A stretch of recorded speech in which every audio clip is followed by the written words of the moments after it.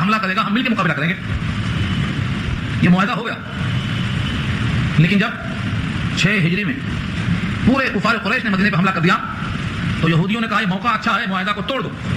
मगर खुल्लम खुल्ला हिम्मत नहीं हुई। अंदर से इन्होंने कहा जितने कुफार के लश्कर में लोग हैं उनका खाना हम खिलाएंगे। 12 आदमियों ने तय कर लिया कि रोजाना एक आदमी खाना पकाएगा। किसके लिए? लश्कर कुफार के लिए। उन्होंने क्या किया है? नबी की मुखालिफत में कुफार को खाना खिला रहे। और यहाँ मुआहदा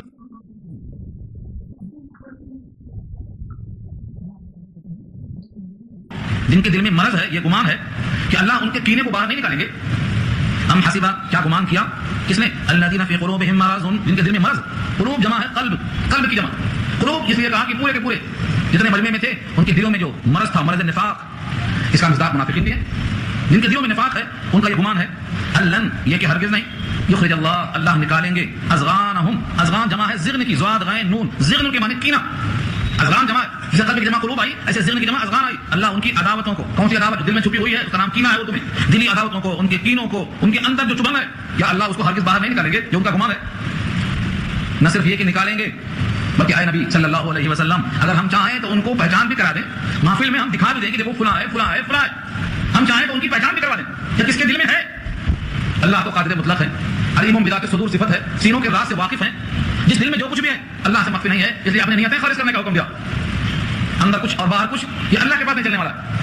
जो बंदा खालिस होकर अल्लाह के पास आएगा, अल्लाह का होकर, अल्लाह का बनकर और अल्लाह के नबी की सुन्नत का पाबंद होकर आएगा, वो अल्लाह से मख्फी नहीं है। तो दिल में रियाकारी रखता, दिखावा रखता, ज़बान से कुछ कहता है, दिल में कुछ रखता। अल्लाह फरमाते हैं वलौ नशाउ, और अगर हम चाहें, ला अरैनाकाहुम, ला अरैनाकाहुम में 3 चीजें अलग अलग करो। एक तो है हम के माने उन, और काफ ज़बर का के माने आप, और अरैना हम दिखा दें, और लाम ज़बर ला शुरू में अलबत्ता जरूर के माने में, तो तीनों को जोड़ो, ला जरूर, अरैना हम दिखा दें, का आपको, हम उनका निफाक। वलौ नशाउ ला अरैनाकाहुम, अगर हम चाहें तो आए नबी हम आपको उनका दिखा दें, अंदर बाहर पूरा खोल के रख दें। बाज़ रिवायतों में है आपको बता दिया गया था, और आपने अपने राज़दां हुज़ैफा इब्न यमान को बता दिया था। इसी बात है वो नबी के राज़दां थे, लेकिन नबी की रहमत ने ये पसंद नहीं किया कि उनको हम तेरे बाजार रुसवा करें। जानते हैं, पहचानते हैं। और आगे जुमला अल्लाह फरमाते हैं फला अरफ़तहुम बिसीमाहुम, आप उनको जरूर पहचान लेंगे उनकी पेशानियों को देखकर। पेशानियां 2 किस्म की होती हैं। एक सूरह अलक़ में आपने पढ़ा होगा नासियतिन काज़िबतिन खातिआ, ये पेशानी झूठी है, ये पेशानी खताकार है। और ये पेशानी वो पढ़ा होगा आपने जब नजरान के वक्त ने मुबाहला करना चाहा था सैयदुल अंबिया से, और नबी सल्लल्लाहु अलैहि वसल्लम के दाएं और बाएं हज़रत अली है, हज़रत हसन है, हज़रत हुसैन है, तो उन लोगों ने कहा वल्लाह इनकी पेशानियां सच्चों की हैं, झूठों की पेशानियां ऐसी नहीं हो सकती हैं, हम इसे मुबाहला नहीं कर सकते। पेशानियां ये भी बोल रही हैं, पेशानियां ये भी बोल रही हैं। तो ये मत समझो कि दिल में छुपा हुआ है कि जब बंदे का ईमान सादिक होता है और उसका दिल सादिक होने का असर उसकी पेशानी पर ज़ाहिर होता है। अल्लाह ताला पर हर चीज जाहिर है, और जब चाहे किस तरह चाहे जाहिर कर दे। तो एक होता है ऐसी पेशानी वाला जो दिल में सच रखता है, तो पेशानी उसकी सादिका होती है। यहाँ उसी को फरमाया फअरफ़तहुम बिसीमाहुम, तो आप उनको पहचान लेंगे उनकी पेशानियों से, उनके हुलिये से, उनकी चाल ढाल से। और आगे जुमला फरमाया वलतारिफ़न्नहुम, अलबत्ता आप उनको जरूर पहचान लेंगे फी लहनिल क़ौल, बात के लहजे में। لحن کے معنی آتے ہیں لہجہ، اور قول کے معنی بات، طرز کلام جسے ہم کہتے ہیں۔ جس آدمی کے دل میں نفرت ہوگی اس کے کلام کے اندر، اس کے طرز ادا میں ایک قسم سے دوری ہوگی، بعد ہوگا، اپنائیت نہیں ہوگی، غیریت ہوگی، عظمت نہیں ہوگی، نفرت ہوگی۔ بستی ہے نگاہوں سے، ٹپکتی ہے اداؤں سے، عداوت کون کہتا ہے کہ پہچانی نہیں جاتی، پہچانی جاتی ہے وہ تو۔ یہاں اللہ کے نبی پر ارشاد فرمایا کہ ہم اگر چاہیں تو ان کو ایسا ظاہر کر دیں آپ کے لیے کہ آپ ان کو پہچان لیں، ان کی پیشانیوں سے، ان کے حلیے سے، ان کے طرز کلام سے، ان کے لب و لہجے سے۔ اور نور نبوت اور نور فراست جو اللہ نے دے رکھا ہے، اس وعدے کے بغیر بھی آپ دیکھیں عام مومن کے بارے میں اللہ کے حبیب کا ارشاد ہے کہ مومن کی فراست سے بچو کیونکہ وہ اللہ کے نور سے دیتا۔ اتقوا بفراست المؤمن فانه ينظر بنور اللہ۔ اب مجھے بتائیے جس نبی کا ارشاد یہ ہو کہ مومن اللہ کے نور سے دیتا ہے، اس کی فراست سے بچو، جس پر ایمان لانے والے کا یہ حال ہے، اس ذات آنے کا کیا مقام ہوگا جہاں نور نبوت ہے، جن کو اللہ نے نبیوں کا امام بنایا، نبیوں کا نبی بنایا اور اپنا محبوب بنایا، ان کی فراست کا کیا عالم تھا؟ کیا وہ نہیں پہچان سکتے تھے؟ یہ وعدے کے بغیر بھی آپ پہچانتے تھے، لیکن سچ وہی ہے آپ کی رحمت کا تقاضا تھا، کسی کو سوا آپ دیکھ نہیں سکتے تھے۔ آپ اگر جمع کریں گے ایسی آیتوں کو اور ایسی حدیثوں کو جن میں حضرت عمر نے کہا ہو اللہ کے نبی اجازت دے دو گردن مار دو اس کی، اور آپ فرماتے نہیں عمر ٹھہرو، لوگ کہیں گے یہ تو اپنوں ہی کو مارنا شروع کر دیے۔ پہچانتے تھے آپ، موقع دیتے تھے آپ، اور ایک دو موقع نہیں ہے، آپ ان کو جمع کریں گے تو بے حساب حدیث ملے گی آپ۔ تو اللہ کے نبی کی رحمت جانتے ہوئے بھی، پہچانتے ہوئے بھی، جن لوگوں نے آپ پر جادو کیا تھا اور آپ نے ان جادوگروں کے نام معلوم کر لیے تھے فرشتوں کے ذریعے سے، کیا آپ نے ان سے انتقام لیا تھا؟ جس نے زہر دیا تھا ان سے آپ نے انتقام لیا تھا؟ کیا اس نے اقرار نہیں کیا تھا؟ اقرار کیا تھا اس خاتون نے، لیکن نبی رحمت نے کہا نہیں، انتقام اپنے ذات کے واسطے نہیں۔ تو آپ پہچانتے تھے، پہچان لیتے تھے، تو کوئی یہ نہ سمجھے کہ نبی نہیں پہچانتے تھے۔ اور بخدا یہی سنت ہے علماء اور صالحین کی کہ وہ نور فراست سے، نور ایمان سے پہچان لیتے ہیں اپنا کون ہے غیر کون ہے، لیکن دل میں اتنی توسع رکھتے ہیں کہ اس کے ساتھ زیادہ عمدہ سلوک کرتے ہیں تاکہ یہ بھی سمجھ جائے حقیقت کیا۔ اور اللہ کا بھی یہی دستور ہے، آپ کو معلوم ہے جب حضرت موسیٰ علیہ السلام نے اللہ سے کہا تھا، تھوڑا سا بات نکل جا رہی ہے مگر سن لیجیے آپ، اللہ سے کہا تھا فرعون کو آپ اتنا دے دے رہے ہیں، اتنا مال دے دیا آپ نے کہ تو آپ کے راستے سے بندوں کو رکاوٹ ڈالا، اے اللہ اس کو مال کو مٹا دو، اس کو تم سے کر دو، اس کے مال کو ختم کر دو، کیونکہ اتنا دے دیا ہے آپ نے کہ یہ تو لوگوں کو رکاوٹ ڈال رہا۔ ربنا انك آتيت فرعون وملأه زينة واموالا في الحياة الدنيا ربنا ليضلوا عن سبيلك ربنا اطمس على اموالهم واشدد على قلوبهم، ان کے مال کو مٹا دو، ان کے دل کو سخت کر دو۔ کیا بات، حضرت موسیٰ کو یہ بات دل میں کیوں آئی؟ فرعون جیسے متکبر سرکش باغی کو اللہ نے اتنا دے رکھا، اور وہیں حضرت موسیٰ ہیں جو اللہ کے نبی ہیں، کریم ہیں، لیکن آپ کو دنیاوی اعتبار سے اتنا مال نہیں دیا۔ حقیقت یہ ہے اللہ اپنوں کو کم پر راضی رکھتے ہیں اور غیروں کو بھرپور دیتے ہیں، کیونکہ ان کی جنت دنیا ہی ہے، ان کی جنت دنیا ہی ہے، اور مومن کی جنت جنت۔ الدنیا سجن للمومن وجنت للکافر کا مطلب یہی ہے۔ یہی حال ہے علماء صلاح اتقیاء کا، نیچے بیٹھتے ہیں، ٹاٹ کے بیٹھتے ہیں، زمین پہ سو جاتے ہیں، خاک نشین ہوتے ہیں، اس کا مطلب یہ نہیں کہ ان کو اللہ نہیں دے سکتا، نہیں، اللہ اپنوں کو کم سے کم پر راضی رکھتا ہے، تو میرے ہو تو میں، میرا ہونا ہی کافی ہے۔ مجھے یاد آتا ہے ایک چھوٹا سا واقعہ ہے، ایک صاحب نے انگوٹھی داہنے ہاتھ میں پہنا، کہا بائیں ہاتھ میں پہننا چاہیے انگوٹھی کو کیونکہ بائیں ہاتھ کمزور ہے، عمدہ کام سے نہیں ہوتے ہیں، داہنے ہاتھ میں انگوٹھی کیوں پہنتے ہیں آپ؟ بعض لوگ بائیں ہاتھ میں پہنتے ہیں، تو انہوں نے کہا کہ داہنے ہاتھ کو داہنا ہاتھ ہونے کی فضیلت ہی کافی ہے، انگوٹھی کی اس کو ضرورت نہیں، اس لیے بائیں میں پہنتے ہیں۔ تو آپ غور سے دیکھیں گے قریش کو جب مکہ فتح ہوا تو انعام بہت دیا، اور انصار کو حضور نے کم دیا بلکہ نہیں دیا۔ کچھ لوگوں کی زبان پر آیا کہ ہم نے تو آپ کا ساتھ دیا، لیکن جب تقسیم ہوا مال تو قریش کو لگا دیا۔ آپ نے بلا کر یہ تو کہا تھا کیا تم اس پر راضی نہیں ہو کہ یہ قریش اپنے گھروں کو مال لے کر لوٹیں اور تم اپنے گھروں کو رسول اللہ کو لے کر لوٹو؟ وہ راضی ہو گئے، آج تک راضی ہیں، اور سید الانبیاء آج تک ان کے درمیان ہیں اور قیامت تک وہی رہیں گے اور وہی اٹھیں گے انشاءاللہ، اور دائیں اور بائیں آپ کے ساتھ ہوں گے انصار۔ اللہ کی شان ہے، نبی کی شان ہے، صالحین کی شان ہے کہ وہ اللہ سے ہر حال میں راضی ہوتے ہیں، اور دنیا دار لوگوں کو دینا پڑتا ہے راضی کرنے کے لیے، دیں گے تو وہ راضی ہوں گے، نہیں دیں گے تو وہ ناراض ہو جائیں گے، اور قرآن نے یہ بیان دیا ہے الا یعطوا رضوا والا یعطوا سخطوا، جب آپ ان کو نہیں دیں گے تو ناراض خفا ہو جائیں گے۔ اللہ تعالیٰ نے یہ قدرت رکھی ہے، تو بہرحال بات چل رہی تھی دل کی، اللہ تعالیٰ نے نبی کو یہ قوت دے رکھی ہے کہ آپ نور نبوت سے اور مومن نور فراست نور ایمان سے پہچان لیتا ہے، لیکن دل میں گنجائش رکھتا ہے کہ ہمارا کام ہے رحمدلی کرنا، شفقت کرنا، محبت سے پیش آنا، اخلاق سے پیش آنا، آج نہیں کل شاید یہ بندہ ادھر آ جائے، چھیل کے رکھ دینا، یہ مومن کی شان نہیں ہے۔ مومن تو ایسی بات کرتا ہے کہ نرمی سے جس کے دل میں سختی ہو وہ بھی تبدیل ہو جائے۔ اور کیا قرآن یہ نہیں کہا اے نبی اگر آپ نرم دل نہ ہوتے تو یہ قریش کے بدو آپ کے قریب نہ آتے؟ اللہ کی رحمت سے آپ ان کے ہاتھ میں نرم ہے، فبما رحمۃ من اللہ لنت لهم ولو كنت فظا غليظ القلب لانفضوا من حولك فاعف عنهم۔ اے نبی آپ ان کے ہاتھ میں نرم ہیں، اگر دل کے سخت ہوتے، زبان کے تلخ ہوتے تو لوگ آپ کے قریب نہیں آتے۔ تو دل کی نرمی، زبان کی نرمی، اخلاق حسنہ یہی تو ہیں جن سے انسان کسی کو اپنا بنا سکتا ہے۔ آج ہمارے اندر یہ کمی آ گئی ہے، اسی لیے لوگ آپس میں لڑ رہے ہیں، غیروں کو اپنا بنانے کے بجائے کلمہ کو سے لڑ رہا ہے، تلواریں نکل جا رہی ہیں۔ یہ لہجہ اپنا نہیں ہے اور یہ نتیجہ ہے قرآن سے دوری کا۔ جب تک امت قرآن سے دور رہے گی ان کے ذہن کو بدلنے والا اور کوئی نہیں۔ ایک کافر کو اللہ نے فرمایا سورہ توبہ میں کہ اس کو پہلے کلام اللہ سنا دو، اس کے بعد اس کے گھر تک پہنچا دو، پھر یہ دل چاہے تو ایمان لائے، دل چاہے تو ایمان نہ لائے، حتی اسمع کلام اللہ ثم ابلغوا مأمنا۔ کیا کہا؟ کلام اللہ سنا دو اس کو، پھر گھر تک پہنچا دو۔ یعنی اگر انسان کو کلام اللہ سنا دیا جائے تو یہ کلام اللہ دل کے اندر پہنچ کر کائنات کو بدل دیتا ہے۔ آج کتنے لوگ ہیں جو قرآن کے لیے تڑپ رہے ہیں لیکن ان تک پہنچانے والا کوئی نہیں۔ ہم اپنے لذات میں پڑے ہوئے ہیں، اسباب عیش میں پڑے ہوئے ہیں، دنیا کے حاصل کرنے کی فکر میں پڑے ہوئے ہیں، بخدا اس کو چھوڑ کر جانا۔ سکندر اعظم بھی جب جا رہا تھا تو کہا میرے ہاتھ کھول دینا، لوگ دیکھ لیں دنیا پر حکومت کرنے والا کفن سے ہاتھ باہر رکھ کے دکھاتا ہے کہ میں خالی ہاتھ جا رہا ہوں، اگر کچھ ساتھ گیا ہے تو وہی اعمال کو لے کر گیا۔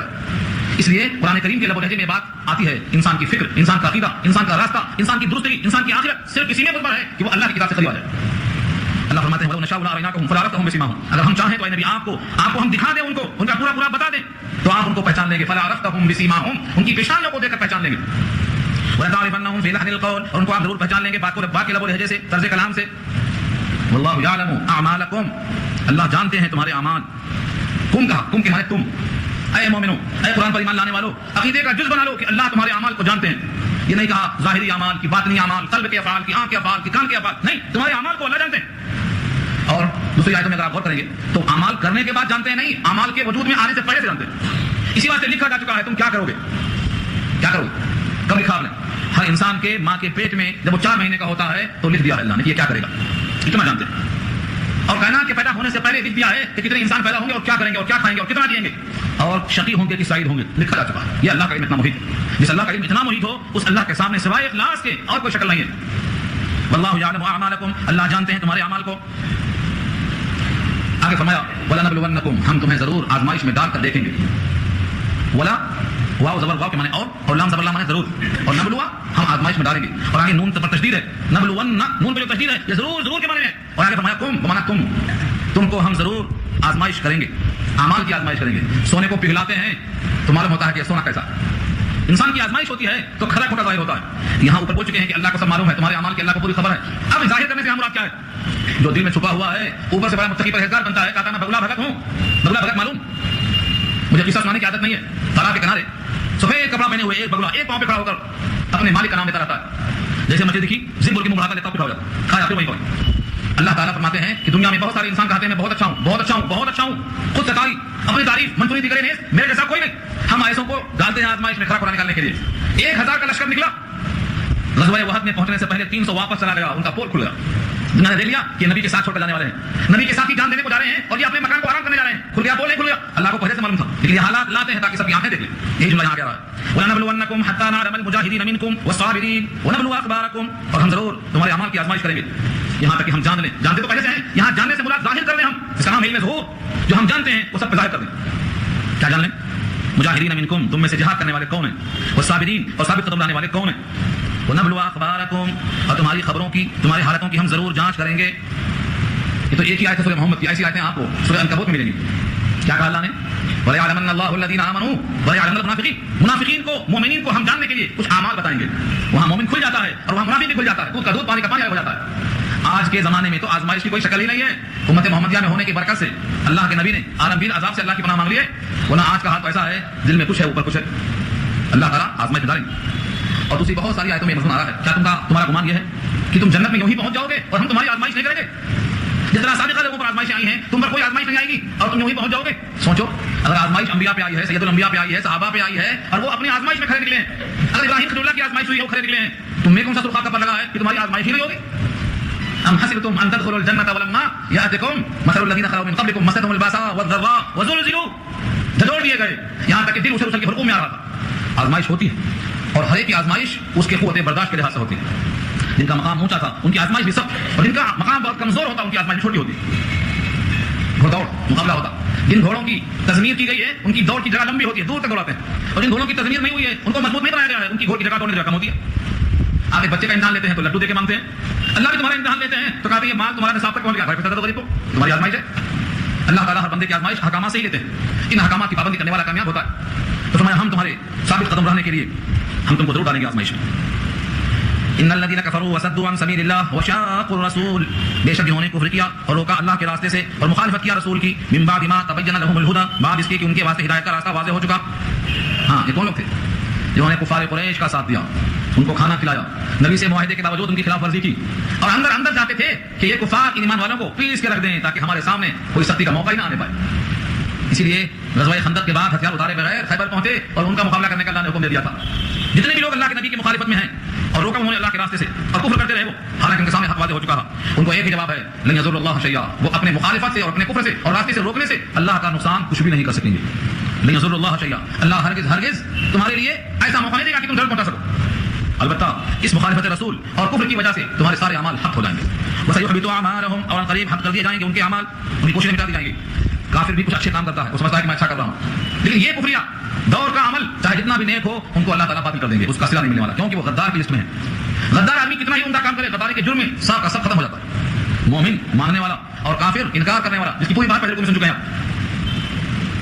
جب آپ کو معلوم ہے کہ کافر کے اعمال حق ہو جائیں گے اور سارے کافر مل کر اللہ کا کچھ بگاڑ نہ سکیں گے، تو اے ایمان والو تم ان کی طرف مائل کیوں ہو؟ تم تو اللہ کی اطاعت پر آ جاؤ، رسول کی اطاعت پر آ جاؤ۔ یہاں سے خطاب شروع ہوتا ہے ایمان والوں سے، یا ایھا الذین آمنوا، اے جو ایمان لائے ہو، اطیعوا اللہ، اللہ کی اطاعت کرو، واطیعوا الرسول، اور رسول کی اطاعت کرو، ولا تبطلوا اعمالکم، اور اپنے اعمال کو باطل مت کر لو، یعنی کفر کر کے، رسول کی مخالفت کر کے، اسلام کا راستہ روک کر کے اپنے عمل کو باطل مت کر لو۔ اس ایک آیت سے کئی مسئلے پیدا ہوتے ہیں، کئی مسائل کا استعمال ہوا ہے، لیکن ہر بات ہر جگہ نہیں کہی جاتی ہے، کیونکہ اللہ کے نبی کا ارشاد بار بار سامنے رہتا ہے کہ لوگوں سے بات کرو ان کے عقل و فہم اور ادراک کے مطابق۔ اس آیت سے جو باتیں معلوم ہوتی ہیں ظاہر رائے وہ ہمارے سامنے پیش کر رہے ہیں۔ پہلی چیز تو یہ کہ اللہ تعالیٰ نے 2 مرتبہ اطیعوا کا استعمال کیا، اطیعوا اللہ والرسول نہیں کہا، اطیعوا اللہ واطیعوا الرسول، اللہ کی اطاعت کرو اور رسول کی اطاعت کرو، دونوں کو الگ الگ حکم دیا۔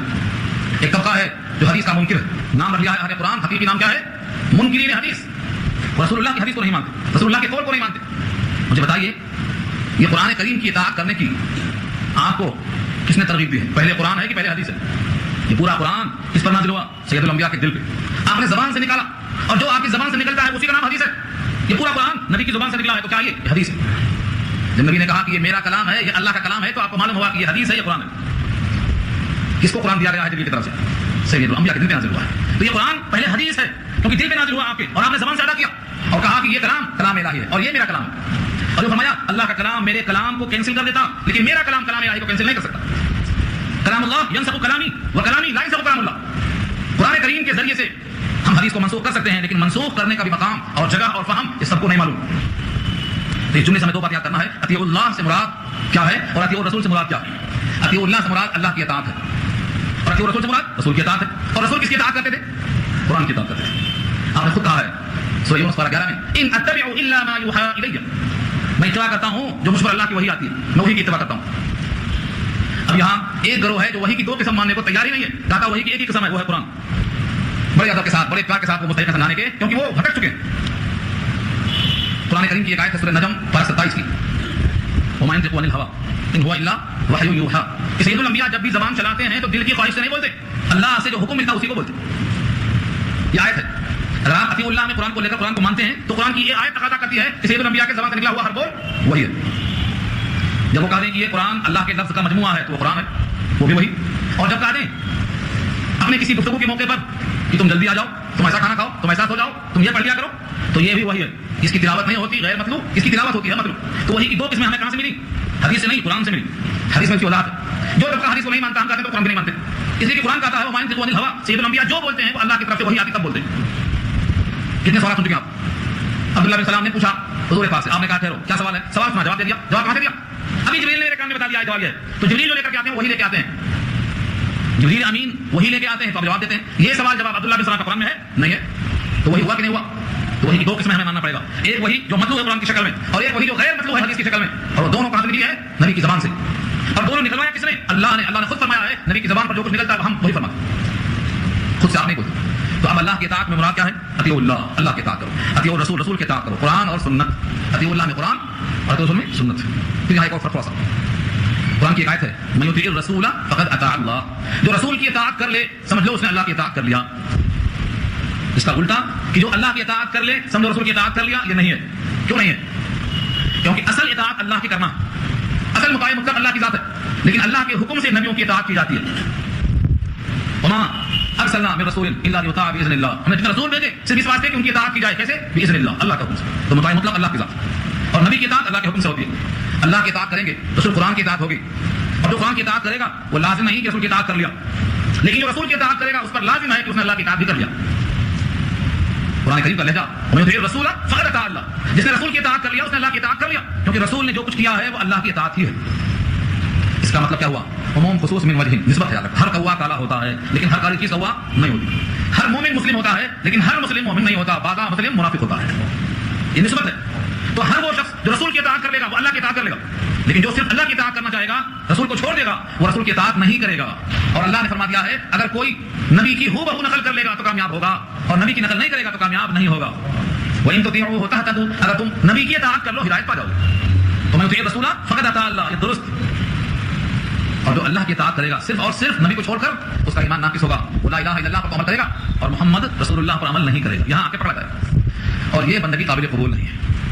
قرآن میں اللہ نے کئی مقام پہ کہا ان کنتم تحبون اللہ فاتبعونی، اگر تمہیں اللہ سے محبت ہے تو میری اتباع کر لو. میری اتباع اگر تم کر لو تو سمجھ لو کہ واقعی تم اللہ سے محبت کرتے ہو. یہ ہے ترازو.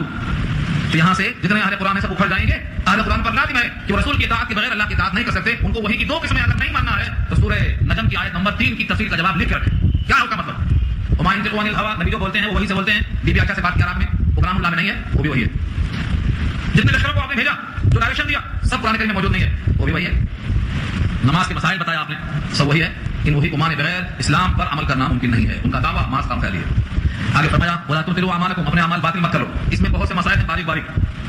ایک آدمی 2 رکعت کی نیت باندھتا ہوا کھڑا ہو گیا، ثنا پڑھ کے سورہ فاتحہ پڑھ کے نیت توڑ دیا. تو اس نے کیا کیا؟ 2 رکعت نیت سے جو عمل شروع کیا تھا اس نے اپنے عمل کو توڑ کے کیا کر دیا؟ باطل کر دیا.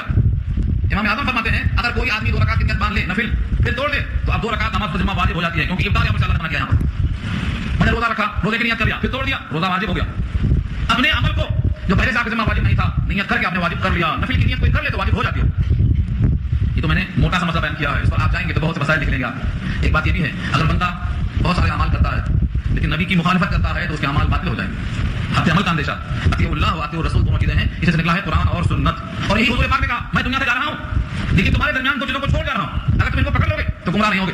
ترکت فیکم امرین لن تضلوا ما تمسکتم بہما کتاب اللہ و سنت. میری سنت کو کتاب اللہ کو پکڑ کرنا، یہی 2 چیزیں یہاں مراد ہیں. آج جو بھی دنیا میں انسان قرآن کو اور سنت کو لے کے چلے گا وہ کامیاب ہوگا، اور جو قرآن کے ساتھ خواہشوں کو لے کر چلے گا وہ خواہشات کا بندہ ہو کر رہ جائے گا. سنت کے بغیر قرآن کی کوئی شکل نہیں بننے والی ہے. قرآن کریم کو منمانی انداز سے سمجھنے کی کوشش کرنا یہ گمراہی ہے. یہ کسی کو اختیار نہیں دیا ہے کہ جس نے قرآن نازل کیا ہے، جس پر نازل کیا ہے، ان دونوں کی مرضی کے بغیر اس کلام سے جو چاہے پیسہ لے لیں. تفسیر کہتے ہیں بیان مراد اللہ المتکلم، جو اس کلام کا متکلم ہے اللہ ہے، اس کی بیان سے مراد کیا ہے وہ وہی جانتا ہے جس پہ نازل کیا گیا ہے. اس نے واضح کر دیا، اس کو آپ چھوڑ کے الگ بنا لیتے ہیں، یہ برائی ہے. اللہ تعالیٰ ایسے انسانوں کو ہدایت دے دے جو نبی کی سنت کے بغیر قرآن سمجھنا چاہتے ہیں، ان کے بعد دل کی راہیں کھول دے. آگے فرمایا ان الذین کفروا وصدوا عن سبیل اللہ، بے شک انہوں نے کفر کیا اور روکا اللہ کے راستے سے. سدا سدو روکنا، سدودا رکاوٹ، سدا اللہ کے راستے سے روکا. ایک تو خود کفر کیا، دوسرے لوگوں کو کفر کی دعوت دی، اسلام سے روکتے رہے. ثم ماتوا وهم کفار، پھر مر گئے اس حال میں کہ وہ کافر ہی ہیں، یعنی حالت کفر کے اندر موت آ گئی. اللہ فرماتے ہیں فلن یغفر اللہ لهم فلن یغفر اللہ لهم، ہرگز اللہ ان کی مغفرت نہ کرے گا، ان کو کبھی نہ بخشے گا. لن یغفر، ہرگز ان کی بخشش نہیں کرے گا. اس کے لیے ہے جو کفر کرے اور اللہ کے راستے سے روکے اور حالت کفر کے اندر مر جائے، اس میں اصل جو ہے وہ کفر ہے. بقیہ راستے سے روکنا یہ مزید شدت ہے. اگر صرف کافر ہو کے مر جائے تب بھی بخشش نہیں ہے، کسی کو نہیں روکا تب بھی حکم ہوئی ہے. یہ چیزیں کیا ہیں؟ یہ اضافت بیانیہ ہیں. کفر کرنے پر ہی اگر وہ حال میں مر جائے تو اس کی بخشش نہیں ہے. یہ والا فرمایا اللہ جب کافر ہو کر مرے گا بخشش نہیں ہوگی، اور مومن ہو کر مرے گا تو انعامات سے نوازا جائے گا.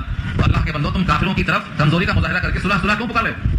تمہیں تو اپنے موقف پہ ڈٹنا چاہیے. آگے فرمایا فلا تہنوا وتدعوا الى السلم، فلا تہنوا سو ہمت مت ہارو. تہنوا تہاؤن وہاں کے معنی کمزور ہونا، کمزوری کا مظاہرہ مت کرو، ہمت مت ہارو، بزدلی مت کرو. وتدعوا الى السلم، اور لوگوں پکارنے صلح پکارنا یہ مومن کے لیے نہیں ہے. مومن کو جب دونوں حال میں اگر جیے گا تو غازی بنے گا، اجر پائے گا، مال غنیمت پائے گا، اور اگر قتل کر دیا جائے گا تو جنت میں اکرام سے منوایا جائے گا. تو دونوں حال میں اس کو فائدہ ہی فائدہ ہے. تو پھر یہ مظاہرہ سستی کا کیوں ہو رہا ہے؟ سوال سورہ توبہ کی آیت کا وَإِن كَانَ الْإِسْلَامِ فَجْنَا، اگر وہ خود صلح کی پیشکش کر دیں تو صلح قبول کر لو. تو لکھا ہے شارحین نے اگر کافر صلح کی پیشکش کر دیں تو آپ قبول کر سکتے ہیں لیکن خود پیشکش نہ کرنا. ہاں البتہ بعض شارحین نے یہ بھی لکھا ہے کہ اگر حالات مسلمانوں کے مفاد میں ہوں، قومیت کا فائدہ ہو اور صلح کرنے ہی میں عافیت ہو تو آپ صلح کر سکتے ہیں. لیکن کمزور، پستی، بزدلی، اپنے دنیاوی خواہشات کو تکمیل کو پورا کرنے کے بعد صلح کرنا چاہتے ہیں تو منع کر دیا اللہ نے. صلح کرنا معلوم نہیں ہے لیکن پس ہمتی کا مظاہرہ کرنا منع. آگے فرمایا وانتم الاعلون، تم ہی غالب ہو، تم ہی بلند ہو. انتم الاعلون، تم ہی غالب رہو گے. تم غالب کیسے رہو گے؟ کیونکہ تمہارے ساتھ اللہ ہے. اگلے رکوع میں آ رہا ہے واللہ معکم، اللہ تمہارے ساتھ ہے. اور اللہ غلبے والا ہے، اس کی صفت میں عزیز ہے، غالب. جب اللہ غالب ہے تو مغلوب نہیں ہو سکتا، اور جن کے ساتھ اللہ ہو وہ بھی بندہ مغلوب نہیں ہو سکتا. اب مسلمانوں کی کبھی کبھی جو شکست ہوئی ہے وہ تنبیہ کے لیے ہوئی ہے، ورنہ اللہ کا ایک فرشتہ ایک آواز نکال دے تو پوری کائنات مر جانے کو تیار ہے. اس کا نام ترکنا ہے. ایک فرشتے کی ایک آواز انتاکیہ کا شہر بجھانے کو تیار ہے. ایک فرشتے کی ایک آواز پوری قوم کو ختم کرنے پر طاقت رکھتی ہے. تو مغلوب کیسے ہوگا؟ اصل قصہ یہ ہے اگر تم مومن نہیں ہو، تمہارے اندر ایمان کمزور ہے، اخلاص میں کمی ہے، تو اللہ آزمائش کرتے ہیں جانچنے کے لیے. یہ فرمایا واللہ معکم، اللہ تمہارے ساتھ ہے. ولن یترکم اعمالکم، اور اللہ ہرگز تمہارے اعمال کم نہ کرے گا. اعمال نہ کم کرنے کا مطلب کیا ہے؟ تمہارے اعمال اللہ کم نہ کرے گا تو کیا مطلب؟ تمہارے اعمال پر صلہ دینے میں اللہ کمی نہیں کرے گا. تم نے سبحان اللہ کہا، اس کا صلہ نہیں ملا، نہیں، ایسا شکوہ کرنے کا موقع نہیں ملے گا. تم نے نمازیں پڑھی، تم نے 4 آنے خیرات دیے، تم نے اللہ کے نام پہ کھانا کھلا دیا، تم نے کسی کو پانی پلا دیا، تمہارے اعمال میں اللہ کمی کر دیں مطلب تمہارے اعمال کے صلہ دینے میں اللہ کمی کر دیا نہیں ہو سکتا. تم کر کے بھول جاؤ گے. ہم لکھ کے محفوظ کرتے ہیں. ایک سجدوں کا ثواب ملے گا، ایک سبحان اللہ کا ثواب ملے گا، اللہ بولنے کا ثواب ملے گا. کتنے حرف ہیں اللہ میں؟ 1 حرف پر 10 نیکی کا وعدہ ہے. اور مثال بھی ایسی دیا سید الانبیاء نے کہ اس کا معنی کوئی نہ جانتا ہو تب الف لام میم مثال میں دیا، اور مقطعات میں اس کا معنی کوئی جانتا ہی نہیں آج تک، تو بغیر معنی سمجھے ہوئے بھی الف لام میم کہا تو الف میں 3 الف، 3 حرف الف، الف لام سے الف بنتا، اور لام لام الف میم لام بنتا، اور میم میم یہ میم میم بنتا، 3 حرف تھے 9 حرف ہو گئے، 10 سے ضرب دے کر دیکھ لو کتنی نیکیاں اللہ دینے کو تیار ہیں۔ یہاں جملہ جو کہا بولیں یتیرکم اعمالکم، تمہارے اعمال میں کمی نہ کریں گے، یعنی اعمال کے صلہ دینے میں کمی نہ کریں گے، تم جو کر کے آؤ گے ہم صلہ بھرپور دیں گے۔ اب تمہارے اعمال میں کمی کوتاہی کیوں ہوتی ہے؟ دنیا کی خاطر ہوتی ہے، تو دنیا کا بھی حال سن لو، دنیا پوری کیا ہے، تم نے کیا سمجھ رکھا ہے؟ تمہارے سمجھ میں آتا ہے کہ نو نقد تیرا ادھار، دنیا تو نقد ہے آخرت ادھار ہے۔ اللہ کے بندو دنیا دھوکا ہے، دھوکا۔ ایک ہوا نکل گئی تو لوگ جا کر ڈال دیں گے مٹی میں، کچھ لمبا چوڑا نہیں، تمہارے جسم سے ایک ہوا نکل گئی جس کا نام روح ہے، جس کا نام اللہ کا حکم ہے، اس حکم کا انتظار کرو، وہ تو کبھی بھی آ سکتا ہے، بڑھاپا، جوانی، موت، کوئی تعلیم مطالعہ نہیں کیا، تو تمہارے لیے کیا ہے دنیا؟ انما الحیات الدنیا لعب و لہو، اس کے سوا اور کچھ نہیں، کہ دنیاوی حیات محض لہو و لعب ہے۔ لعب کہتے ہیں ایسا کھیل جس میں جسم کام کرتا ہے، اور لہو کہتے ہیں ایسا کھیل جہاں دماغ کام کرتا ہے، تماشا۔ ہاں اے تماشا گاہ عالم روئے تو کجا باری تماشا می روی، اے تماشا گاہ عالم روئے تو، اے وہ ذات کہ تیرا چہرہ عالم کی تماشا گاہ ہے، تو کجا، تو کہاں جا رہا ہے تمہیں دیکھنے کے واسطے؟ تو کجا باری تماشا می روی، مومن تو سارے عالم کی تماشا گاہ خود ہے، تمہیں کہاں جانا موقع تمہارا دیکھنے کے واسطے؟ کہاں گئے بھائی؟ تماشا دیکھنے گئے، تفریح کرنے گئے، چھٹیاں گزارنے چلے گئے، دن گزارنے کو دیا گیا ہے، دن میں تو جنت کمانے کو دیا گیا، صحابہ دن میں گھوڑے پر سوار اور رات میں مسلح پر سوار، ہاں رہبان باللیل و فرسان بالنہار، دن آیا تو گھوڑے پہ اور رات آئی تو مسلح پہ۔ ہمارا حال کیا ہے؟ ہم تو رات بھر رہتے ہیں کہاں؟ اسکوٹر پہ، کہاں دعوت ہے، کہاں مشکلات جا رہے ہیں، وہ چمپا پیٹ جا رہے ہیں۔ اللہ کے بندو اتنا کھانا کیا ضروری ہے؟ اتنا بھی کیا ضروری ہے؟ ایک شادی میں 3-3 ہزار لوگوں کی دعوت، میں بڑا آدمی بن گیا ہوں بتانے کے لیے۔ اللہ فرماتے ہیں یہ سب کھیل تماشا، کام وہ کرو تمہیں جس پر اجر ملنے والا ہے، جو وقت گزر جائے گا پھر نہیں آئے گا، آج کا اتوار جو گزر گیا اب یہ زندگی میں دوبارہ پھر نہیں آئے گا۔ جنہوں نے قرآن کو سنا ہے اپنے وقت کو قیمتی بنا دیا ہے، جنہوں نے گانے سنتے بیٹھ کر کے گزار لیا، گزر گیا وقت، تخزل اوقات، اوقات کو گزر جائے گا، کس کا قیمتی بنا کس کا خراب بنا، یہ فیصلہ کرنا۔ اللہ فرماتے ہیں انما الحیات الدنیا لعب و لہو، اس کے سوا کچھ نہیں کہ دنیا کی حیات کھیل اور تماشا ہے۔ وَإِن تُؤْمِنُوا وَتَتَّقُوا، اگر تم مومن بن جاؤ، اگر تم متقی بن جاؤ، یعنی ایمان اور تقوی اختیار کر لو، تو اس کھیل تماشے میں تم کام کر جاؤ گے۔ اس کھیل اور تماشے میں رہنے والا انسان اگر ایمان کو تقوی کو اختیار کر لے تو اللہ فرماتے ہیں اسی دنیا میں، اسی 50 سال کی زندگی میں، انہی شب و روز میں اور انہی تمام معاملات میں رہتے ہوئے بھی ایمان اور تقوی دو عمل ایسے ہیں کہ ان کی وجہ سے اللہ فرماتے ہیں یؤتکم اجورکم، تم کو تمہارا محنتانہ دے گا رب کریم، یؤتکم تمہیں دے گا، اجور اجر کی جمع ہے، تمہارا محنتانہ دے گا، سجدے کا محنتانہ، رکوع کا محنتانہ، قیام کا محنتانہ، قرآن کا محنتانہ، درود شریف پڑھنے کا محنتانہ، اللہ فرماتے ہیں محنتانہ تم کو دے گا۔ اور آگے کہا ولا یسألکم اموالکم، اور تم سے تمہارا مال طلب نہیں کرے گا، تم سے تمہارا مال طلب نہیں کرے گا، کیونکہ تمہاری مال کی کیفیت کو اللہ ہی بہتر جانتے ہیں، اللہ تمہارے مال کے محتاج نہیں ہے، اللہ تو تمہارے بھی محتاج نہیں ہے، تمہارے مال کے محتاج کیا ہوگے؟ آگے دیکھ لو، اللہ فرماتے ہیں تمہارے مال اللہ طلب نہیں کرے گا، اگر فرض کرو تم سے طلب بھی کر لے اور طلب کرنے میں ذرا مبالغہ کر دے تب تو تم بخیل ہو جاؤ گے، بخیل میں جو انکار ہے نکل کے باہر آ جائے گا۔ اب تو اللہ کہتے ہیں 100 روپے میں سے 2.5 روپیہ دے دو تو تمہاری جان نکلی جا رہی ہے، اگر یہ کہتے ہیں کہ 100 کا نوٹ پورا کا پورا دے دو ہمارا دیا ہوا ہے تو کیا کرو گے؟ بخل کرو گے۔ دیکھ لو آیت تلاوت کرتے ہو، کبھی سمجھے سوچے اس کو؟ یسألکموہا، اگر تم سے وہ سوال کرے، مال طلب کرے، ہاں پروناؤن ہے، ضمیر ہے، اس کا ناؤن ہے، وہی مال جان لوٹا ہے۔ یسألکموہا، اگر تم سے وہ سوال کر لے اسی مال کا، فیحفکم، پھر تم سے مبالغہ سے مانگے، یحفکم، احفا، یحفی، احفاء کے معنی کوئی کام مبالغے سے کرنا، موچے کترنے کو آیا ہے، احفاء، احفاء کے معنی موچے کترنا، مبالغے کے ساتھ کترنا، فیحفکم، اور وہ تم سے مبالغے میں طلب کرے تو تم کیا کرو گے؟ تبخلوا، تم بخل کرو گے، تم 2.5 روپیہ دینے کو تیار نہیں ہو تو 100 کا 100 کہاں دو گے؟ تبخلوا ویخرج اضغانکم، اور تمہارے ذغن کو، تمہارے بخل کو اللہ نکال کے باہر کر دیں گے۔ قصہ سنانے کا وقت نہیں ملتا، آیتیں ختم ہوتے ہوتے گھنٹہ ختم ہو جاتا، ورنہ اس کو نہ سناتا آپ کو قصہ۔ بخاری میں ایک طویل قصہ ہے، ایک صاحب اندھے تھے اور ایک صاحب تھے جن کے جسم پر رونق نہیں تھی، جسم کے چمڑے میں خرابی آ گئی تھی، لوگ ان سے گھن کرتے تھے، ایک صاحب تھے جو گنجا تھے، تینوں کو اللہ نے آزمائش کے اندر ڈالا، چمڑا خراب تھا، وہ دعا کرتا ہے یا اللہ میرا چمڑا اچھا ہو جائے، مجھ سے لوگ گھن کر رہے ہیں، اللہ نے اس کو اچھا کر دیا، مال بھی دے دیا، اندھے کو آنکھ دے دیا، مال بھی دے دیا۔ قصہ طویل ہے، میں اشارہ کرتا ہوں، بخاری میں ڈھونڈ لینا طویل قصہ۔ جب پورا دے دیا کہ فرشتہ آیا کوئی حالت میں، فقیر کی حالت میں، کہتا ہے اللہ کے نام پہ دے دو، ارے یہاں جاؤ، فرصت نہیں ہے، بعد میں آؤ۔ اس نے کہا دیکھو اللہ کی نعمتوں کی قدر کرو، تمہارا چمڑا پہلے خراب تھا، تم کو اللہ نے حسن بنا دیا، تم فقیر تھے، تم کو اللہ نے مال دے دیا، ارے یہاں کیا بات کریں، میں تو خاندان رئیس ہوں، میں تو خاندان رئیس ہوں۔ اس نے کہا یا اللہ یہ جیسا تھا ویسا پھر سے کر دے، کیونکہ خاندان رئیس تھا نہیں ہے، اللہ کے سامنے جھوٹ، اللہ کی طرف سے فرشتہ آزمائش کو آیا تھا، اس نے کہا اللہ اگر یہ واقعی خاندان رئیس تھا جیسا کہ یہ بولتا ہے تو مجھے کیا اعتراض ہے، ایسا تھا ویسا کر دے، پھر وہی ہوگا۔ بقیہ دو، ان دو کے پاس گیا تو انہوں نے کہا بھائی اللہ کا دیا ہوا سب کچھ ہے، میرا تمہیں کچھ بھی نہیں ہے، یہ سب اللہ کا دیا ہوا ہے، اللہ کے نام سے بڑا کیا ہوتا ہے، جو تیرا دل چاہے لے کے چلا جا، سب اللہ کا۔ فرشتے نے کہا مجھے لینا ہونا کچھ بھی نہیں ہے، امتحان کے واسطے آیا ہوں، جیسے فرشتہ اسماعیل کو ذبح کرنے کے واسطے نہیں آیا تھا، تو دمبا لے کے آیا تھا، صدقۃ الرؤیا کہا دیا، آزمائش مقصود پوری ہو گئی۔ تو بندے سے اگر 2.5% نہیں نکلتی ہے زکات تو اگر 100 مانگتے تو اللہ فرماتے ہیں تب خلو، تو تم بخل کرتے اور تمہارے اس مال کی محبت کا جو کینہ دل میں تھا نکال کے ہم باہر کر دیتے۔ ہاں انتم ہاؤلائی، آخری آیت دیکھ لیجیے سورہ محمد کی، ہاں انتم، سنتے ہو تم، ہاں ہاں ایسا ہے کسی کو آواز دے کر کے متوجہ کرتا ہے، اور انتم مانے تم، ہاں ہاں مانے سنتے ہو تم، ہؤلاء تدعون، یہی لوگ ہیں جو پکارے جاتے ہیں لتنفقوا فی سبیل اللہ، تدعون تم پکارے جاتے ہو لتنفقوا فی سبیل اللہ، تاکہ تم خرچ کرو اللہ کے راستے میں. اللہ کے راستے میں جتنے بھی مال خیر میں جمع ہوں گے ان تمام کو کہا گیا ہے خرچ کریں اللہ کے راستے میں. حج کے لیے خرچ کریں، جہاد کے لیے خرچ کریں، تعلیم اور علم کو پہنچانے کے لیے خرچ کریں، لوگوں میں قرآن کریم کو عام کرنے کے لیے خرچ کریں. علم میں خرچ کرنا بھی اللہ کے راستے میں. اللہ فرماتے ہیں فمنکم من یبخل، تو تم میں سے بعض لوگ بخل کریں گے. سب کو بخل نہیں کریں گے نا. ابو بکر صدیق تو پورا مال کھا کے لے آئے تھے، گھر میں کیا چھوڑا تو اللہ کو چھوڑا، پورا مال لے کے آ گئے تو پورے کے پورے بخیل نہیں ہو سکتے. تو تم میں سے بعض لوگ بخیل ہوں گے، حالانکہ آج کا حساب لگائے تو پورے بخیل ہوں گے.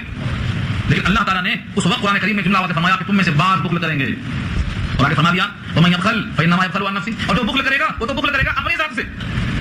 اسلام ہے وہ کھاتے نہیں، گھی رکھے ہوئے، گھی کی خوشبو سے کام چلاتے ہیں. کیا بھائی گھی بچا کے رکھنا ہے؟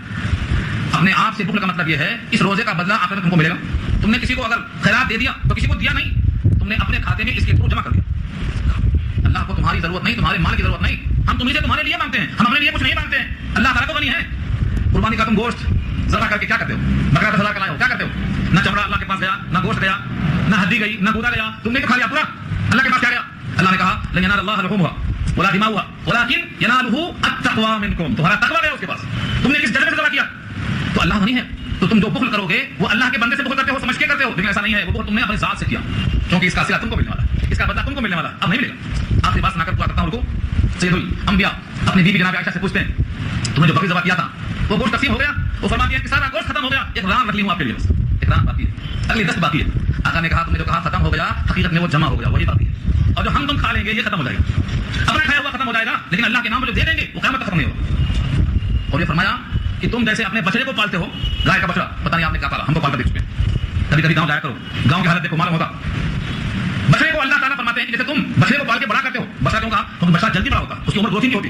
بوڑھا بیل بڑا ہو چکا نہیں پڑتا، بچڑا بڑھتا ہے دن بدن. تو فرمایا تم جس طرح بچڑے کو پال کے بڑا کرتے ہو، تمہارا خیرات، صدقات، زکات، عطیہ اللہ تعالیٰ اپنی مٹھی میں لے کر ایسا بڑھاتے ہیں جس طرح تم بچڑے کو پال کراتے ہو. اور یہ اللہ کی شان ہے. میں ایک واقعہ سنا کر بات ختم کر دوں.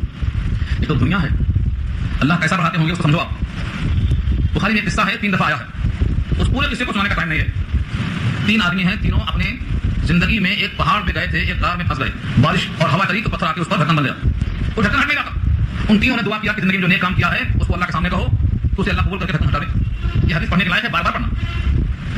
اس میں سے ایک آدمی وہ تھا، مجھے وہ سنانا بس. 3 میں سے ایک، وہ زندگی میں اس کا ایک نوکر تھا، ایک دن کی مزدوری چھوڑ کے چلا گیا تھا. زمانے کے بعد آیا، تب تک اس نے کیا کیا؟ اس مزدوری کے پیسے کو کاروبار میں لگا دیا.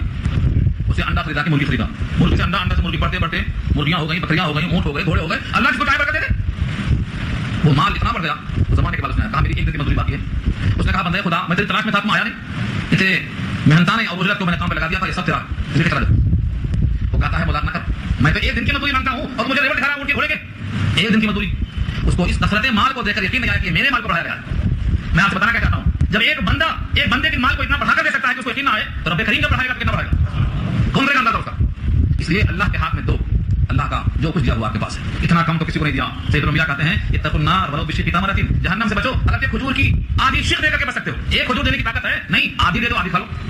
یہ حکم دیا اللہ کے نبی نے. تو انسان جو بخل کرے گا وہ اپنی ذات کی باتیں بخل کرتا ہے. اور آگے اللہ فرماتے ہیں واللہ الغنی وانتم الفقراء، تم ہی تو فقیر ہو، اللہ تو غنی ہے، تمہارے مال کی اس کو کوئی ضرورت نہیں. اور آگے چل کے فرمایا مال کی نہیں، تمہاری بھی کوئی ضرورت نہیں. اگر تم ہمارا حکم نہیں مانو گے تو ہم اس پر قادر ہیں کہ تمہاری جگہ پر نئی مخلوق پیدا کر دیں، تم کو زمین سے ختم کر دیں. ہم اس پر قادر ہیں. آگے جملہ دیکھو واللہ الغنی وانتم الفقراء، تم تو فقیر ہو، محتاج ہو، اللہ غنی ہے. وَإِن تَتَوَلَّوْا، اگر تم بھی پلٹاؤ گے، اگر تم روگردانی کرو گے، يَسْتَبْدِلْ قَوْمًا غَيْرَكُمْ، تو اللہ بدل ڈالیں گے تمہارے علاوہ دوسری قوم سے. ثم پھر لا يَكُونُوا أَمْثَالَكُمْ، وہ تم جیسے نہ ہوں گے، یعنی تم جیسے روگردانی کرنے والے نہ ہوں گے. یہ نوبت نہیں آئی. اللہ نے ایسا سخت لہجے میں کہا، لیکن یہ مخاطب کون تھے؟ صحابہ تھے. صحابہ نے اللہ کے حکم پر اور نبی کے اشارے پر اپنی جان ہتھیلی پر لے کر جہاں جہاں حکم دیا وہاں پہنچ گئے. ہاں دشت و دشت ہیں، دریا میں چھوڑے ہم نے اور ظلمات میں دوڑا دیے گھوڑے ہم نے. جہاں بھی حضور پاک کا حکم آیا صحابہ نے نہیں دیکھا کہ ہماری تعداد کم ہے، ہمارے پاس اسلحہ کم ہے، ہمارے پاس کھانے کی قلت ہے. آپ نبی کے جنگی کارناموں کو غور سے دیکھیں، ایک کھجور چوس کر لوگوں نے جنگ کیا. تو اللہ کے ساتھیوں میں اللہ تعالیٰ نے نبی کے ساتھیوں کو ایسی ہمت دی کہ یہ نوبت نہیں آئی. انہوں نے پوری طرح سے ہمت سے مقابلہ کیا. اور ایسی نذیر کہ پھر دنیا میں کوئی جماعت صحابہ کی طرح تیار ہو جائے یہ ممکن نہیں ہے. جو لوگ صحابہ کی عظمت کو نہیں جانتے وہ قرآن سے پوچھ لیں، سورہ توبہ آیت نمبر 100 سے پوچھ لیں، سورہ فتح کی آخری آیت سے پوچھ لیں. قرآن کریم میں خود اللہ نے صحابہ کی تعریف کی ہے، اتنی تعریف کی ہے کہ ان آیتوں کو جمع کیا جائے تو کتاب بنتی ہے مقام صحابہ، کتاب بنتی ہے شان صحابہ، کتاب بنتی ہے خط الغابہ فی معرفت صحابہ، کتاب بنتی ہے صحابہ کرام کی جنگی مارکے. صحابہ کرام نے کیا نہیں کیا. ایک صحابی پوچھتے ہیں کہ اللہ کے نبی اگر یہ ہمارے لیے خطاب ہے کہ تم اگر روگردانی کرو گے تو اللہ دوسری قوم پیدا کر دے گا، وہ تمہاری طرح نہیں ہوگی. وہ دوسری قوم کون ہوتی؟ وہ دوسری قوم کون ہوتی؟ آپ کے بغل میں بیٹھے ہوئے تھے سلمان فارسی رضی اللہ تعالیٰ عنہ. نبی صلی اللہ علیہ وسلم نے ان کی زبان پہ ہاتھ مار کے کہا اس کی قوم میں سے نکلیں گے، اس کی قوم میں سے نکلیں گے. پھر فرمایا کہ اگر علم سریا پہ ہوتا، سریا ایک تارے کا نام ہے، بہت اونچا تارا ہوتا، اگر علم سریا پہ ہوتا تو اس کی قوم کے کچھ لوگ ایسے ضرور ہوتے جو علم وہاں سے اٹھا کر لے آتے. مفسرین لکھتے ہیں کہ اس سے مراد امام اعظم ابو حنیفہ رحمۃ اللہ علیہ ہیں، کیونکہ دنیا میں فارس میں کوئی آپ سے بڑا قابل پیدا ہی نہیں ہوا جس کی عظمت کا حال نبی صلی اللہ علیہ وسلم بیان کر دیتے ہوں. آج ہمارے لوگ کہتے ہیں ہم اماموں کی بات کیوں مانیں؟ اماموں کی بات نہیں مانیں گے تو گمراہوں کی مانیں گے، کس کی مانیں گے؟ آخر جو قرآن و حدیث کی تشریح کرتا ہے اس کی بات کو نہیں مانیں گے تو آخر کس کی مانیں گے؟ اور اگر ان کی تشریح غلط ہے تو کیا گارنٹی ہے کہ تمہاری تشریح صحیح ہے؟ کیا گارنٹی اس کی؟ قرآن اور سنت کی تشریح اگر ان کی صحیح نہیں ہے اور ان کی صحیح نہ ہونے کی بنا پر اس کو ماننا شرک ہے تو پھر آپ کی بات ماننا شرک کیوں نہیں ہے؟ کیا وجہ ہے اس کی؟ قرآن کریم نے کہا ہے یوم ندعو کل اناس بامامہم، ہم قیامت میں تمام قوموں کو پکاریں گے ان کے اماموں کے ساتھ. امام سے مراد قرآن ہے، امام سے مراد وہ ہیں جن کو انہوں نے اتباع کی ہے، جن کے پیچھے پیچھے چلے ہیں. آج برائے ارض کا 80% حصہ امام اعظم کی اتباع کرتا ہے. جو لوگ چاروں امام کی اتباع نہیں کرتے ان کی تعداد تو اتنی قلیل ہے کہ جنت کی ایک صف میں بھرنے والے ہیں. جنت کی 120 صفوں میں سے 80 صفیں امت محمدیہ کا سردر ہے. امام اعظم کی اتباع کرنا، چاروں امام برحق ہیں، یہ مطلب نہیں کہ کبھی ان کی کریں کبھی ان کی کریں. اگر ہم چاروں کی اتباع کریں گے تو ہم فاحش کی اتباع کریں گے. دیکھیں گے یہاں زکات ہونے پہ واجب نہیں ہے ان کی اتباع کر لیں گے. جہاں آسانی دکھائی دے گی آسانی دیکھ لیں گے. تو آسانی پر عمل کرنے کا مطلب خواہش پہ عمل کرنا ہے، یہ درست نہیں ہے. وقت ہو چکا ہے اور آیت بھی مکمل ہو چکی ہے. اللہ تعالیٰ عمل کرنا آسان فرمائے. دعا کریں. الحمدللہ رب العالمین.